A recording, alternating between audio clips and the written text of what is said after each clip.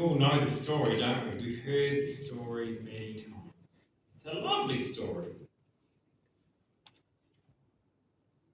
It's a powerful story. I don't know if we always consider it as such, but it's a powerful story. The parable from the Gospel of Luke speaks volumes about the compassion of Jesus, desperate needs of our fellow human beings, and the call to take action. In the words of a great Christian author, Dietrich Bonhoeffer, he says, "We are not to simply bandage the wounds of victims beneath the wheels of injustice. We are to drive a spoke into the wheel itself." And this speaks to our responsibility, not just to help those in need, but to actively work towards creating a world where such needs no longer exist. And that's, in a sense, where the Salvation Army tries to aim its social program. To be a spoke in the wheel itself, not just to be the bandage, but to look beyond, changing one life at a time with the love of Jesus. But this story talks about the compassion of Jesus, the needs of others, and taking action. The compassion of Jesus is not just about empathy or kindness, but about a deep, self-sacrificing love that seeks the good of others above oneself.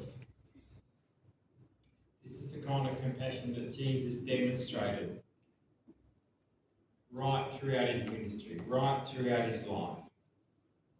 And it's the kind of compassion that he asks us to copy, to emulate.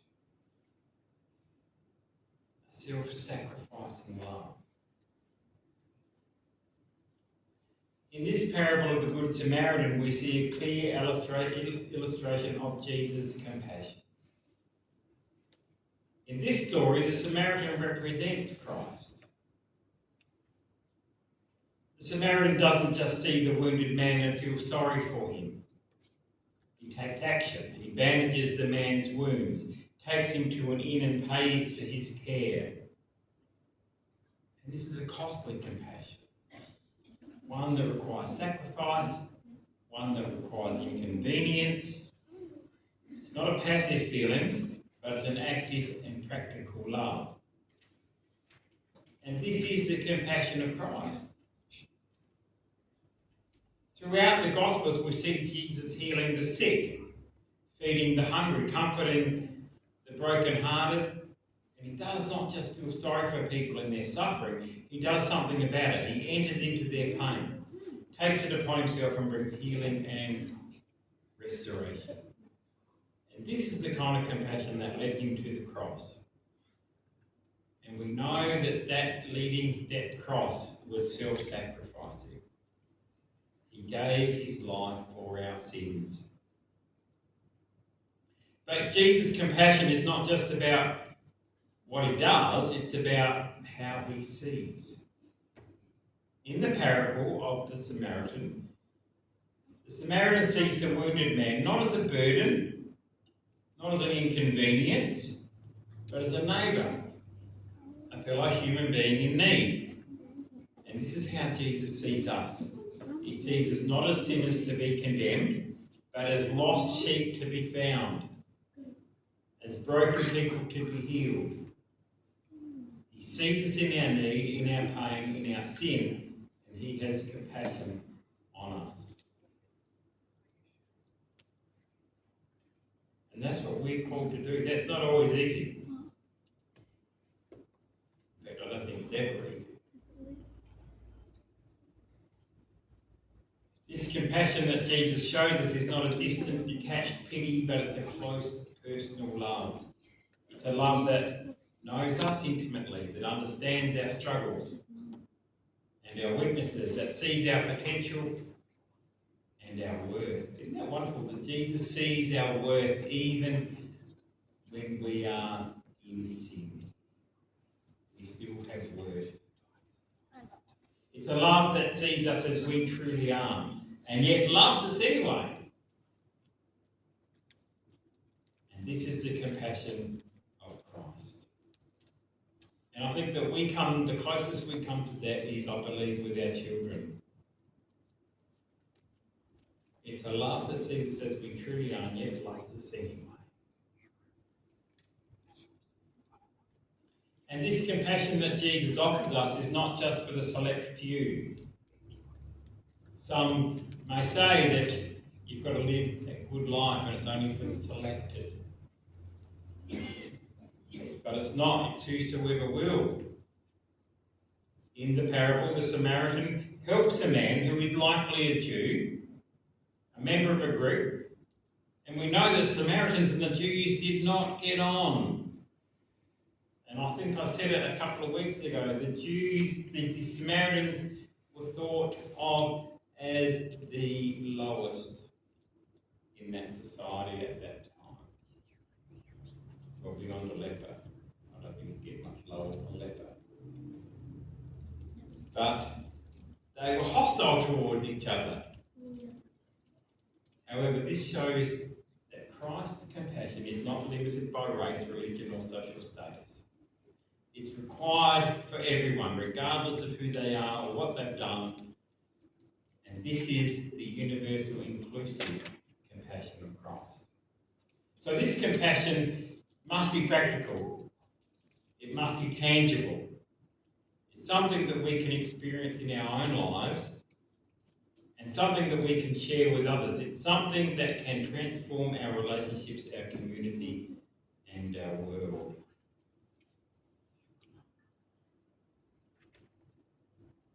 This parable also looks at the need of others. Others is an important word in the Salvation Army. Do you know the story about others? We exist for others. Salvation Army, church, doesn't exist for us. It exists for others. We are called to think of others. There's a story. It's not a story, it's not a made-up story, it's a true story. That way, way back, in the time of William Booth,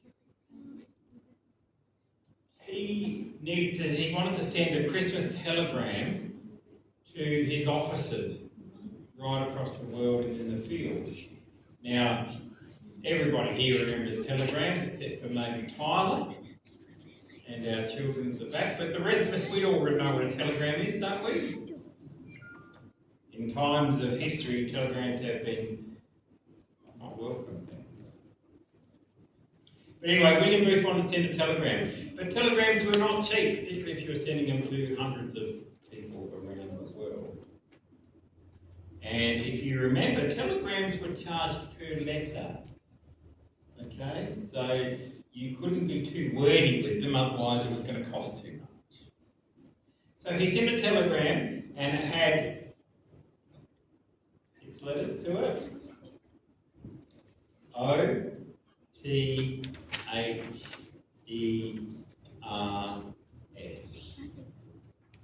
Others. And that telegram was sent to remind his officers that we exist for others. We exist for those who don't know Christ yet. We exist for those who are in need. It's not about us, it's about others. So this parable, as told by Jesus, highlights a man who was brutally attacked and left for dead. This man was in desperate need. He needed medical attention. He needed shelter. He needed compassion. His needs were not hidden or subtle. They were glaringly apparent to anyone who walked past by. Now, the first two individuals who came across the man, a priest and a Levite. A priest and a Levite.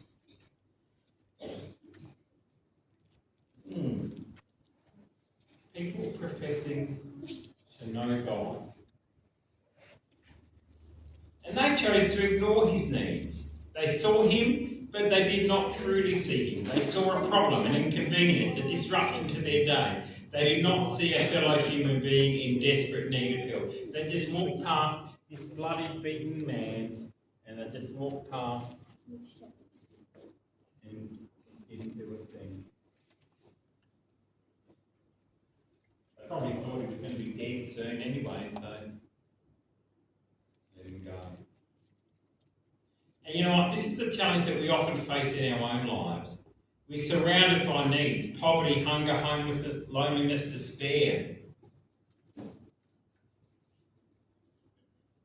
And these needs are often uncomfortable to confront. They remind us of our own vulnerability, the brokenness of our world. And so, like the priest and the Levite, we choose to look away quite often. In this place, we do see people surrounded by needs like poverty, hunger, homelessness, loneliness, despair. And sometimes they're not easy to deal with. And yes, we do get caught up in the busyness of what we do. So this is a reminder today to be like the Samaritan, to choose a different path. The Samaritan saw the man's needs and chose to respond, not like the priest and the Levite. He chose to respond, even if it might not have been convenient, even if he was on his way to something important. He still chose to stop and respond. He didn't just offer a quick prayer or a sympathetic word, he took action. He bandaged the man's wounds, brought him to an inn, and paid for his care. He saw a need and he met it. And this is the call that Jesus extends to each of us. He calls us to see the needs of others and to respond with compassion and action. There's a theologian by the name of John Stott, and he once said, Christians should never have to be dragged reluctantly to do his duty, but should be drawn eagerly to the privilege. This quote encapsulates the heart of the Christian response to the needs of others. It's not a duty or a burden, but a privilege.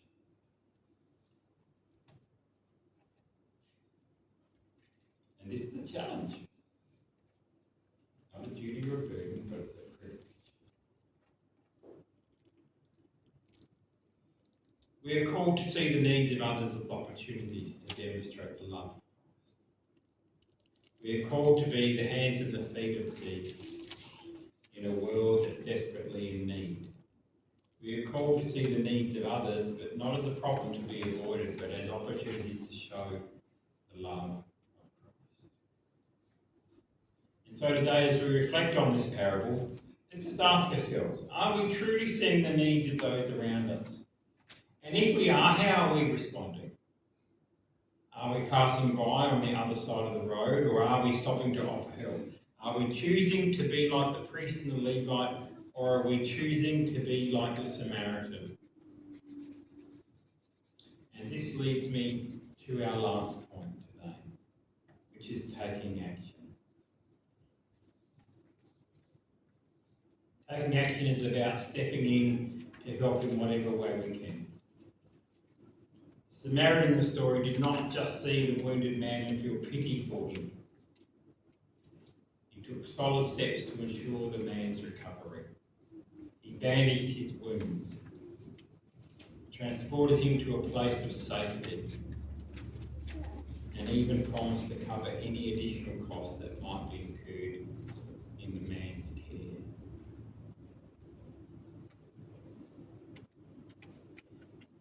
This is a clear call to us as Christians to not just be bystanders in the face of suffering and injustice. We're called to actively participate in alleviating the burdens of others. And this means, and it might mean, volunteering our time and resources to help those in need, advocating for policies that address systemic injustices, or simply being there for a friend or neighbour in their time of need. And to find out whether our friend or neighbour is in a time of need, we have to get to know them both.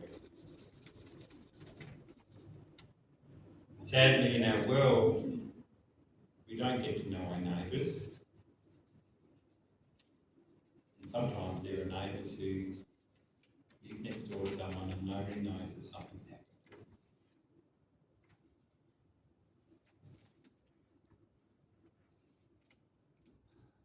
By taking action, it also means stepping out of our comfort zone. The Samaritan in the parable was from a group that was despised by the Jews. Yet he did not let the societal norms and prejudices of his society to stop him from helping a fellow human being in need. Similarly, we are called to reach out to those who may be different from us, those whose society may have marginalised or forgotten. And that means taking action, stepping out of our comfort zones. And you see, I think that even for me, in this, having been in core ministry now in my 4th year, it's very different from sitting in the ivory tower issue. Raise money for other people to do this stuff. But there were things, certainly as a core officer, that I do that is stepping out of my comfort zone. And God calls me to do that. I'm not always that successful at it, but I will know that there are times, and probably more so in my previous appointment, where we had more people, complicated people coming through. But to get to know them, to journey with them, to help them change, does cost you. It does take you out of your comfort zone. You see, I'm not a touchy-feely person. When I've had staff as a PR secretary, and there were females on my staff, which there was a bunch of females on all my staff, I would say, whatever you do, don't come in crying, because I can't do crying. I will turn to stone if you cry. Is that right, Sharon? And I still will. But I push harder to work through my comfort, to work through what's uncomfortable, to do what I need to do. Because I need to try and be like Jesus. So yes, it does take you out of your comfort zone. Furthermore, the Samaritan promised to return and check on the man, indicating his commitment to the full recovery. So he put him in an inn. He gave the innkeeper 2 coins and said, if it costs more than that, get hold of me and I'll pay more. That reminds me of what we do here. Over my 18 months here, we have on a few occasions put people up into hotels, into motels, because they need that for the night. In one instance, the house burnt down. In other instances, they were sleeping right, but we needed to give them a break to get their head together. And yes, we pay out of the Red Shield monies that we collect to do that. And the motels mostly are very happy, and if it costs more, then we pay more.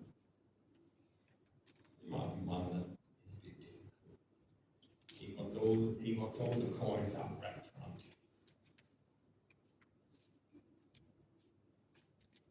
But we also do stuff that is inconvenient. And we don't know what's going to come up. In this week alone, a person has come for help that was at the end of her tether, that needed to exit a property because the owner was taking it back for their own use. The only property that she's been able to find is one Whyalla. But she's got the money and had to be out on Friday. And there was a week already extended on them. So it wasn't the best week, but we were able to, with the help of our volunteers, on Thursday, move most of her stuff out for her. No, it wasn't convenient, and did we go beyond? Yes, we did. In that circumstance.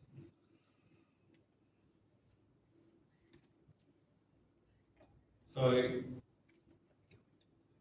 the Samaritan promised to return and check on them, and that's more than just putting a band-aid on and going, isn't it?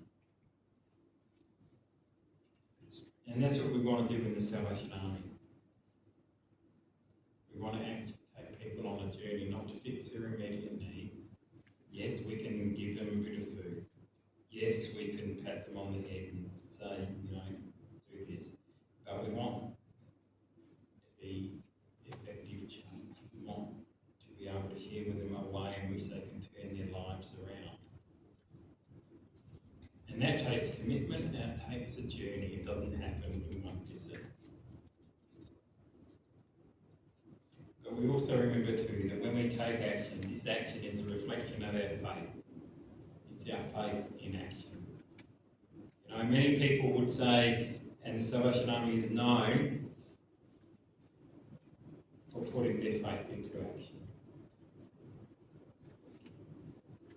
Many years ago, the work of the Salvation Army in a social sense was coined as faith with your sleeves rolled up.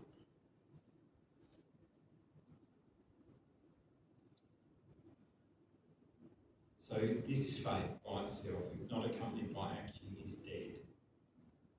Our actions, therefore, are a testament to the living faith within us. They're a demonstration of the love of Christ that compels us to go and do likewise.